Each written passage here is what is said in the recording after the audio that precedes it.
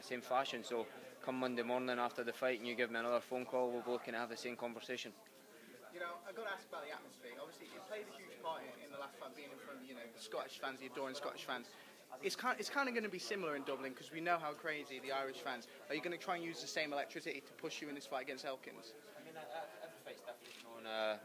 My mind frame's different every time. I don't know, but I wake up in the morning, I don't know what fucking shoes or socks I'm going to put on, so I don't know how I'm going to make that walk to the octagon. You know, If it's electric, if I'm excited, I'm excited. You know, just need to wait on Saturday night like everybody else watching the show. I don't even know how it's going to go down. So tune in October 24th, Saturday night, and let's see what it is.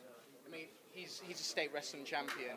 I was comparing the stats. You actually have better wrestling statistics in the UFC than him. What kind does that say about this fight? Obviously, he's going to look to wrestle. Are you happy to take that?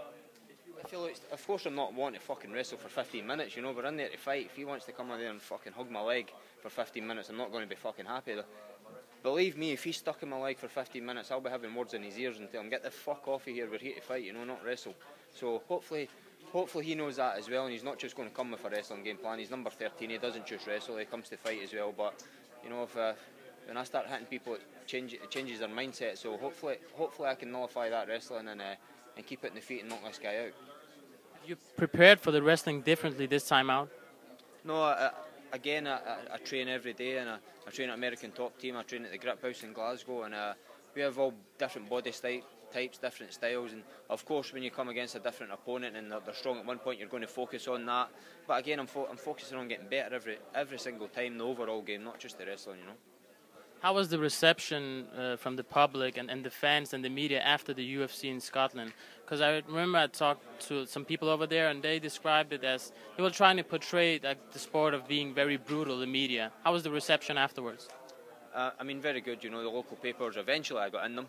You know, that's 2 years I've been in the UFC. I've been fighting since 2009. I couldn't even make it into my fucking local paper.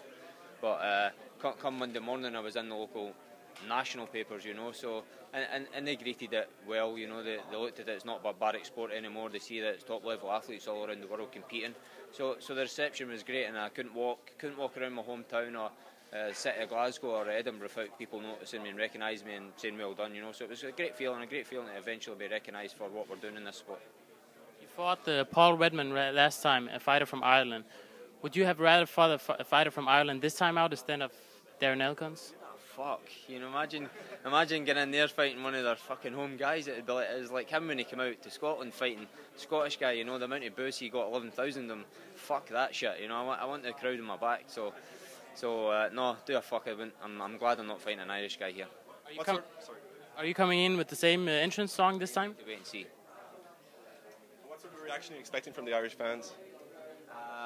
A warm reception. I'm sure they're going to get behind us. You know, I just said before, we fought the same enemies in the battlefield. You know, we bled together then, and we're going to bleed again on Saturday night together. So I'm looking forward to them getting behind me and giving Elkins a hard time when he makes that walk. And Rob, what happened in the last fight? I believe were you stripped of the bonus because you jumped the fence? What happened there? Everybody knows you can't break the rules in the UFC. You know, they're there to keep everybody safe. That's including the fighters and the crowd. You know, I jumped into the crowd, could have incited a fucking riot. Made it worse that I didn't even know who I was in there with. I didn't have a fucking clue, you know. I lost my mind for that brief second. Let's just say it didn't go down well with the UFC brass. So, just quickly, are you a fan of the rugby? Obviously, heartbreak for Scotland in the quarterfinals. Yeah, what's your thoughts on that? Obviously, it's heartbreaking for the Scottish nation. It's the same. We're a small country, we can fight like fucking. It's the same with rugby. We go forward, we try and win the ball, all of that, all of it, everything, you know, and it's down to the last minute. Why not use a bit of sense and kick forward and punch and fucking like the ball, you know, team a little bit of it sometimes. That's the way it goes sometimes. Your fans who are travelling across to Dublin for this? I appreciate the support. Everybody travelling from Scotland, you know. Again, I grew up in the council estates in Scotland, so I know how expensive it is to come here. I know how, believe me, my girlfriend's coming, and I know how fucking expensive it is. She's not paying for it, so I know how expensive it is for other people, and I'm appreciative of them dipping into their pocket and digging deep and coming over here, because everybody knows Dublin's an expensive place to come. And Rob, just get your thoughts. Obviously, your teammate last night, Dustin Poirier from ATT, fell out of Joe obviously fell out of the main event. Just what was your reaction to that? You know, we trained together in this fight camp coming up, and again, Dustin put in the same amount of work as me, if not more, because he had 5 rounds, I think.